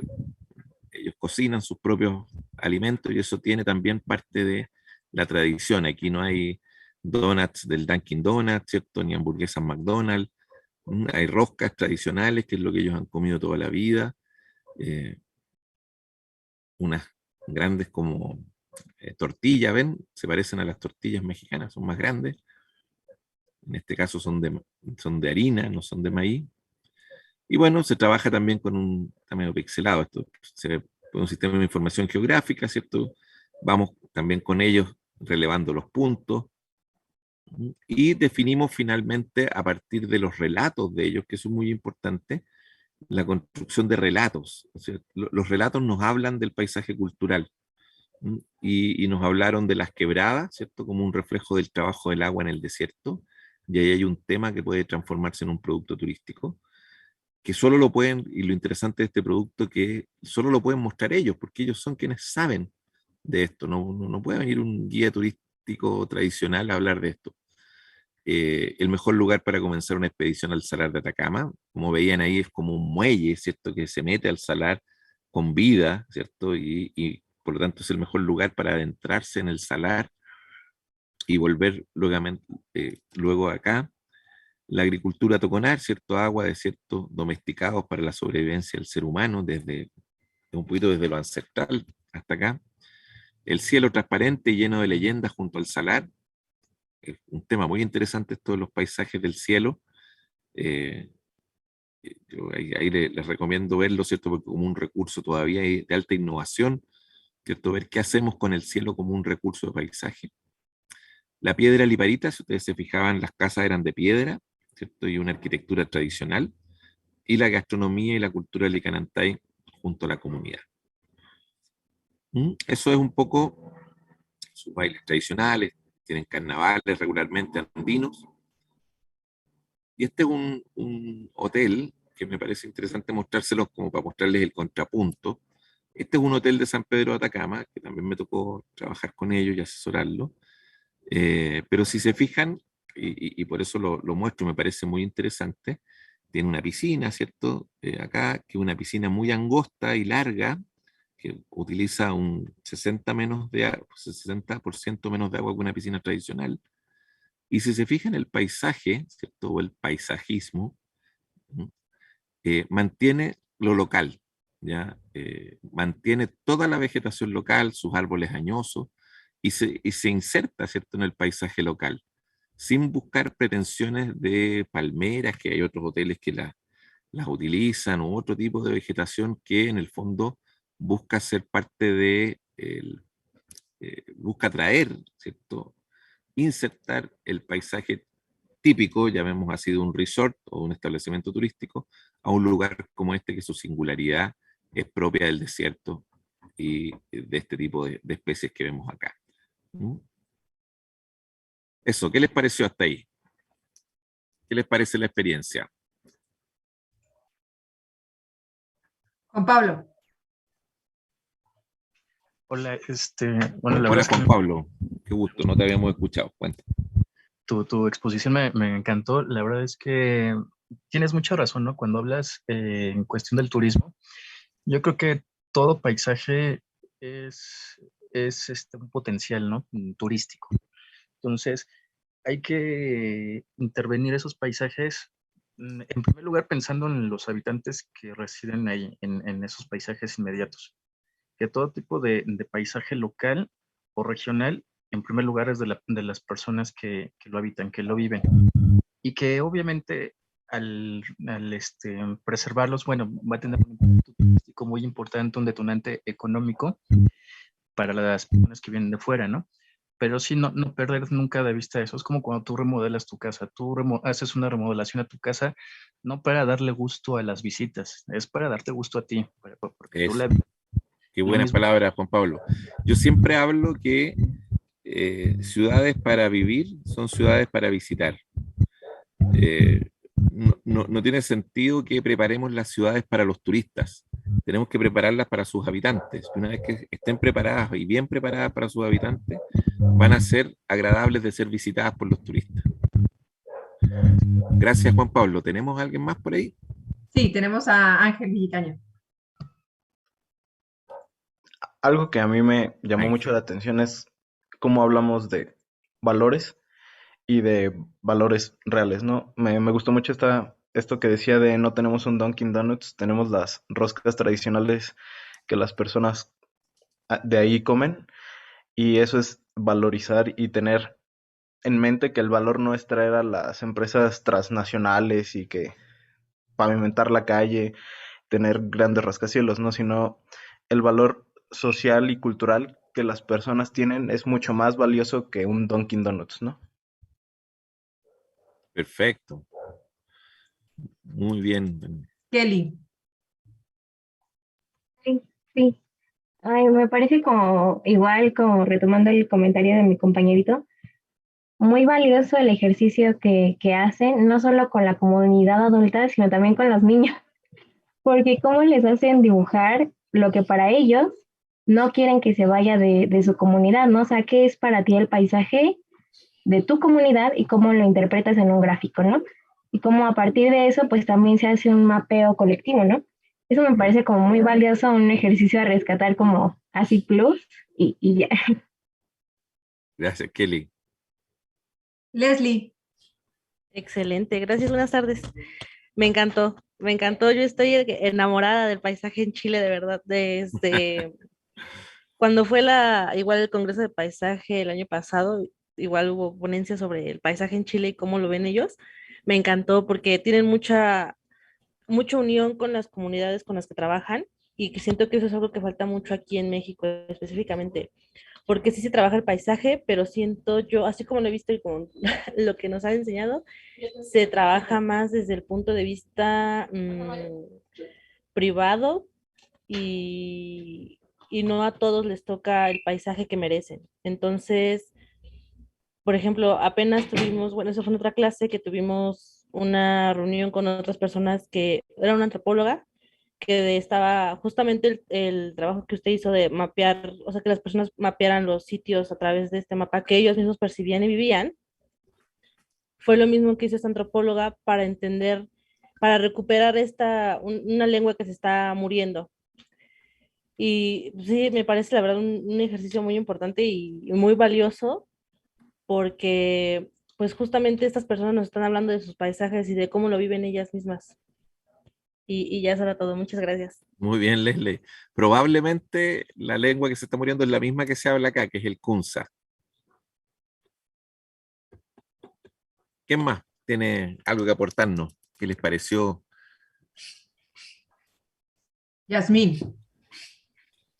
Ah, sí, otra vez yo, Miguel. Otra vez, Pues Yasmín. yo estaba pensando que en esta transformación del paisaje, que también se va transformando nuestra cultura y nuestra manera de entender estos acercamientos, recordaba un caso de cuando yo inicié a trabajar en paisaje ya hace como 15 años, no es mucho, pero ya un rato. Llegamos con la idea aún de crear un proyecto en donde se incluyera vegetación del lugar, ¿no? Como lo que nos estás enseñando en esta imagen tan bonita que estamos viendo del hotel, ¿no? Y entonces, en ese tiempo, pues no se cultivaban plantas nativas del valle y hicimos un trabajo de recolección y de conservación de plantas y se los llevamos al jardín, ¿no? Al jardín era una estación de ferrocarril que se estaba recuperando como un museo. Pues lo que pasó en esta anécdota es que nosotros llegamos un viernes, terminamos la obra, la dejamos, íbamos muy felices viendo nuestros bácaris y nuestros zacatones, que en este paisaje que vemos en tu imagen sería como lo que vemos de arbustos. Y cuando regresamos el lunes, la población había decidido quitarlo porque eso decían que eran plantas del monte y nos habían puesto rosas y geranios y entonces ahí un poco fue un enfrentarnos, ¿no? A que la cultura del arquitecto de paisaje quizás esté yendo hacia allá, pero que si no hay un trabajo de co-creación, pues termina pegando con pared y no es que esté mal lo que hacen ellos y ni mal lo que estábamos haciendo nosotros, bueno, quiero creerlo así, más bien que de pronto no llegamos a ese vínculo, ¿no? Entonces, quería como un poco preguntarte si tú te has enfrentado a este tipo de cosas, ¿no? En tu vida profesional. No, es que creo que es muy pertinente la pregunta y también con lo que yo les mostraba, porque se ven las láminas, ¿cierto? Este primer taller justamente es el que a lo mejor les faltó a ustedes. Nosotros aprendimos después de muchos errores esto, entonces tampoco puedo... que el primer trabajo, y que fue más de un taller y con más de un grupo, es justamente para la valorización de su paisaje. Y antes de cualquier intervención, incluso antes de hacer la co-creación, eso es muy importante. Las personas, ¿cierto? En los territorios llamemos así, más alejados del mundo urbano, están muy golpeados por la televisión fundamentalmente. Están muy alterados desde el punto de vista de sus propios valores por los valores proyectados en la televisión. Todo lo bueno, todo lo bonito ocurre en otros lugares, tiene otras configuraciones. Ellos nunca son actores, ¿cierto? En la televisión, nunca son mostrados, ¿cierto? Por cómo se debe vivir. Entonces los modelos están en otros lados. Entonces, efectivamente, cuando uno llega también con cierta, no autoridad, ¿cierto? Pero uno llega con una asimetría con ellos. El hablarles de lo valioso que es lo que ellos tienen, ¿cierto? El hacerlos descubrir el valor de lo que ellos tienen. Muchas veces tenemos ahí en el set de imágenes, ¿cierto? Mostrarles que algunas de sus plantas, por ejemplo, están en los jardines botánicos de Suecia, de Suiza, de París. Entonces, que también otros valoran, ¿cierto? Esas especies nativas locales. Empieza a abrir en ellos, ¿cierto? Una percepción de que lo que tienen tiene un valor muy grande para todos, no solo para ellos. Y eso permite, de una u otra forma, ¿cierto? Que no nos cambien la vegetación por geranios después, porque ellos, ¿cierto? Son quienes deciden poner su propia vegetación, pero es fundamental, ¿cierto? Y eso se lo recomiendo a todos, partir por estos talleres, ¿cierto? Estas inducciones de valorización del paisaje local, el paisaje cultural y natural, sus prácticas, sus quehaceres, su forma de vestir, porque obviamente todo eso da cuenta de que son ellos los dueños del territorio, que hay, ojo ahí, ¿cierto? Ojo porque que hay cosas que no tienen por precariedad económica, es cierto, eh, pero que hay otras cosas que mantienen, ¿cierto? Porque son las que sirven en esos territorios, son las que mejor funcionan en esos territorios. La forma de vestirse, por ejemplo, la forma de construir para los arquitectos, la forma de habitar, ¿ya? También. Entonces, en ese sentido, es muy importante eso. Muchas gracias, Miguel, por No, de nada. compartirnos. Por ahí alguien puso que me parece también interesante en el chat. Claro, yo puse que el turismo, ¿cierto? Era felicidad. Entonces alguien puso muy bien la reflexión, pero el turismo del paisaje también puede ser educacional y reflexivo y no necesariamente feliz. Sí, estoy totalmente de acuerdo con él. Ahora, ojalá que la gente sea feliz educándose y reflexionándose y reflexionando. Creo que hoy día, ¿cierto? Uno conoce a muchos visitantes que su felicidad absoluta está cuando aprenden, cuando reflexionan, cuando comparten. O sea, no solo la felicidad, ¿cierto? Es la fiesta y el desmadre, como dirían los españoles, sino que también, ¿cierto? Muchas veces mucha gente es muy feliz aprendiendo y reflexionando. Pero muy buena tu reflexión porque nos lleva a poder profundizarlo. Los pueblos mágicos pusieron ahí también, que obviamente son un referente interesante, un poquitito institucionalizado, eso sí, pero interesante. Yo lo he estudiado harto como referente mexicano, digamos, me parece muy interesante. ¿Alguien más? ¿Algo más que nos pueda aportar? Sus reflexiones, chicos, chicas. Miguel, yo estaba pensando ahorita en algo que mencionabas que me parece muy valioso. Este grupo, a la par que está tomando esta asignatura, también está tomando otra sobre patrimonio y paisaje. Y algo que digamos que es como esta valoración, ¿no? De lo que tenemos, y me parece que hiciste una reflexión importante, como qué fue lo que heredamos nosotros y qué es lo que nosotros vamos a heredar. Porque en algún momento yo hacía pues como una intervención donde decía, bueno, es que lo que conocemos lo estamos tomando como bueno, porque es lo que conocemos, pero no es necesariamente lo mejor. Y esto refiriéndonos a cuáles son estos valores que estamos perdiendo por no conservarlo, y en este sentido la modificación del paisaje, ¿no? Y estos valores que ponemos, ¿no? En este paisaje que nos da, pero cuando se pierde y se modifica y nuestras futuras generaciones no lo viven, entonces su referente es lo que existe, ¿no? Y hay mucha por ejemplo, yo vengo de una zona, te lo había contado, del norte de México, una zona muy cercana a comunidades indígenas, y mi abuela podía hablar ciertas palabras del dialecto yaqui. Nunca nos lo enseñó y nosotros tampoco lo aprendimos. Entonces, es algo que ya mi generación, ¿no? Perdió de este vínculo con esta comunidad, y que es algo que no se valora tampoco, ¿no? Y en esa línea, sí, pensar cómo nosotros como arquitectos de paisaje, como arquitectas de paisaje, podemos contribuir a la preservación de este patrimonio, de gestionar los recursos de tal forma que podamos heredar lo mejor de nuestra cultura, ¿no? Y parte de nuestra evolución también, ¿no? Porque nosotros vamos evolucionando también. Perfecto. Michelle, tengo algunos minutitos más, tú me dices. Sí, tenemos unos minutitos más, Miguel. Es que quiero Son mostrarles. 3:49, acabamos a las 4. Perfecto.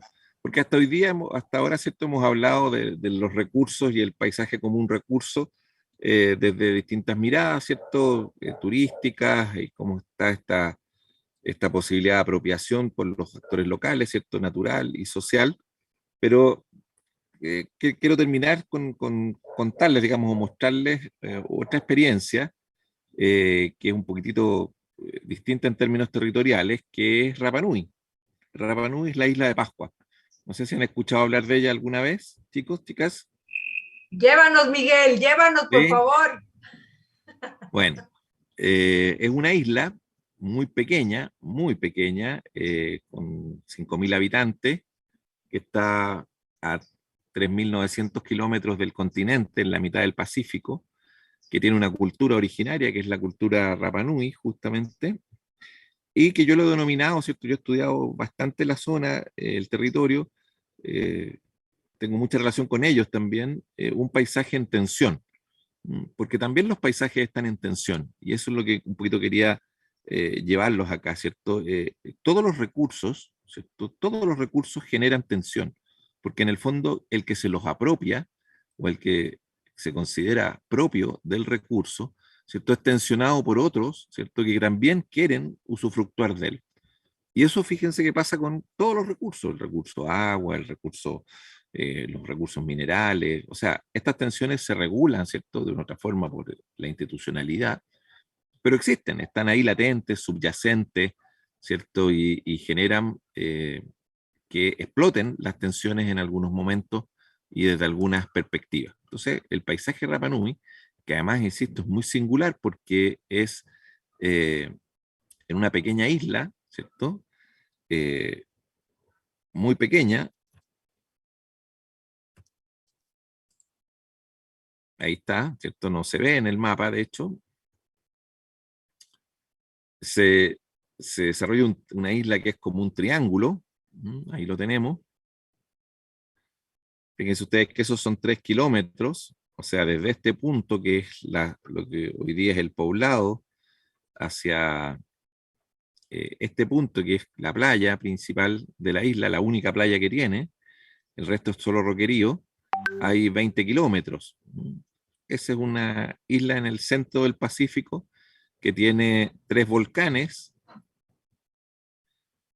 y que su paisaje fue devastado, ¿cierto?, por una población que habitó en el territorio, que habitó inicialmente dispersa, o sea, vivían en cada punto, las familias se organizaban y vivían ahí.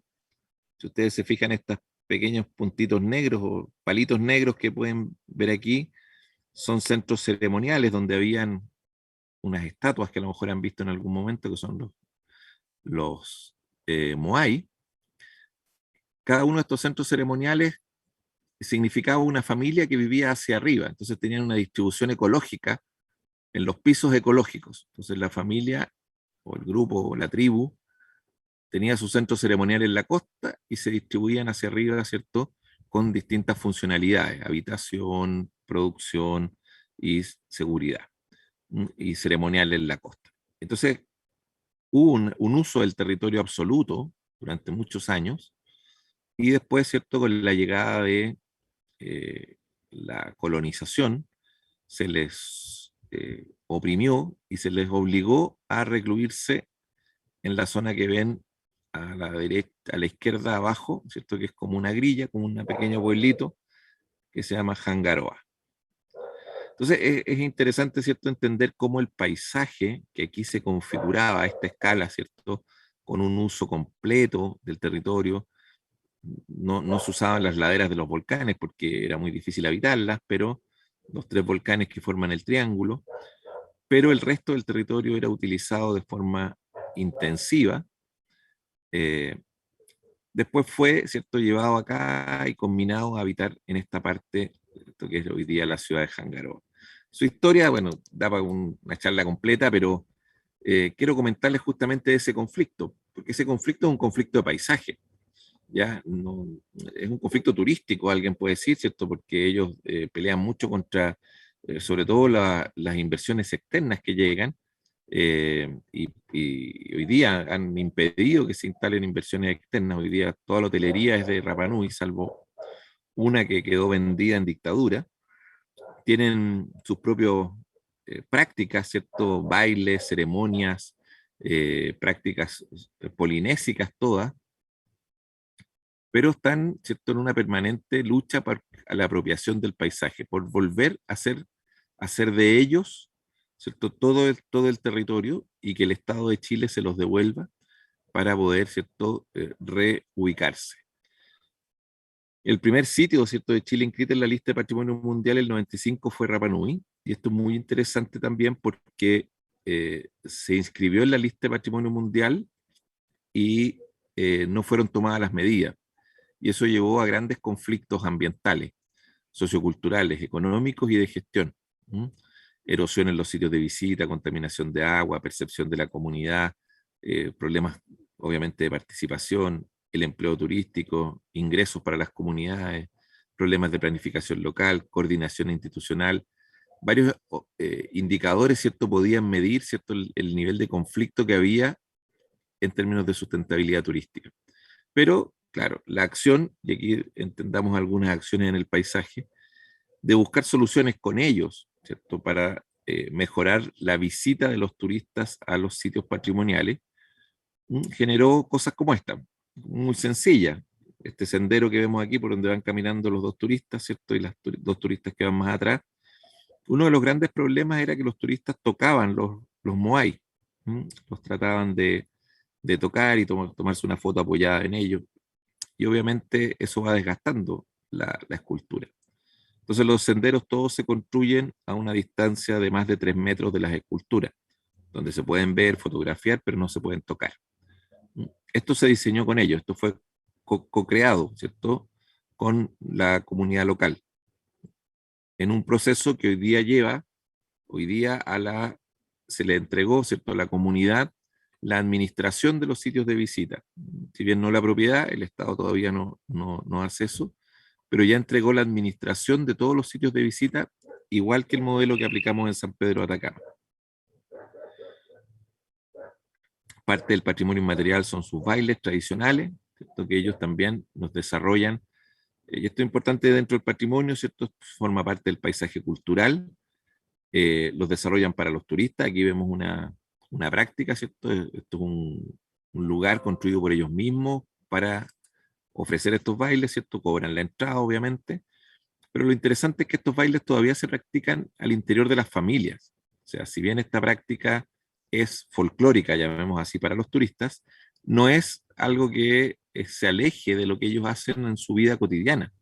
Para ciertas fechas, para ciertas ceremonias, entonces ellos practican estos bailes y son parte de su cultura aún.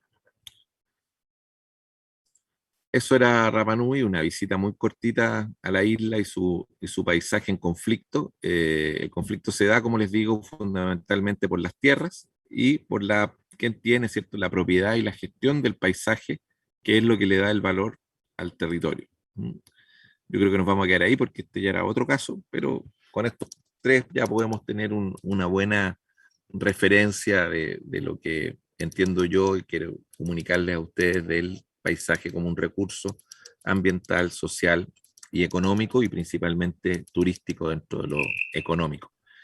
Espero que les haya interesado la la presentación y cualquier duda o consulta, todavía me quedan unos minutos, parece. ¿Alguien que quisiera hacer alguna intervención? Oye, Miguel, qué emocionante poder trabajar con una comunidad como esta. O sea, como que siempre en mi mapa de los sueños siempre está, ¿no? Ir a la isla de Pascua, pero como siendo una isla tan pequeña, ¿no? Ahorita me metí, en lo que estabas aquí hablando, me metí a Google Earth a ver esto. O sea, es realmente una zona volcánica, o sea, es agreste, no hay vegetación, ¿no? ¿Cómo se sostienen? ¿Cómo hacen allá? O sea, ¿qué viven de la pesca, agricultura? ¿Qué hacen? ¿Tienes apagado tu micro? Miguel, ¿tienes apagado tu micro? Disculpa. La pesca es fundamental. Ellos pelean mucho también es parte del conflicto, la lucha contra la pesca industrial, sobre todo barcos factorías chinos. Pero claro, la pesca de orilla y la pesca de mayor profundidad y la agricultura. Tienen muy buena agricultura. Son suelos volcánicos que con un poco de agua, que también hay agua, ese es otro tema, ¿cierto? Cómo se genera el agua en la isla, les permite el desarrollo de la agricultura. Es un clima subtropical además, así que tiene buenas condiciones. Es uno de los ecosistemas que está en riesgo, ¿cierto? Con el cambio climático también. Que se les mediterraniza el clima y su abastecimiento cambia completamente. Oye, pues ahora sí ya estamos sobre tiempo. Aquí hay felicitaciones, qué excelente ponencia. Es un abordaje que creo que tenemos que aprender nosotros como arquitectos de paisaje, arquitectas en México, porque hay un acercamiento con las comunidades y un trabajo. Me encantó lo que decías, antes de empezar cualquier cosa hay que hacer primero una valoración con ellos, ¿no? Para de ahí partir juntos, y creo que es un gran aprendizaje. Ellos tienen que hacer un proyecto de gestión, entonces creo que ya les diste el punto de partida. Te vamos a invitar después, Miguel, para que veas los trabajos. Sí, lo que quieran, ni un problema. Y yo te agradezco muchísimo, de verdad, por esta charla, por este diálogo que nos abre, a mí me abre el mundo también, ¿no? El escucharte, las veces que te he escuchado siempre me ha encantado como toda la pasión que le pones y además todo el trabajo que hay detrás, ¿no? De cada una de tus presentaciones. Te libero de tus vacaciones. Muchísimas gracias. No, un paréntesis muy, muy entretenido y un gusto conversar con ustedes, Michelle, y todos los chicos y chicas que están ahí también. Pues. Capaz que más de alguno tendremos acá en Chile próximamente.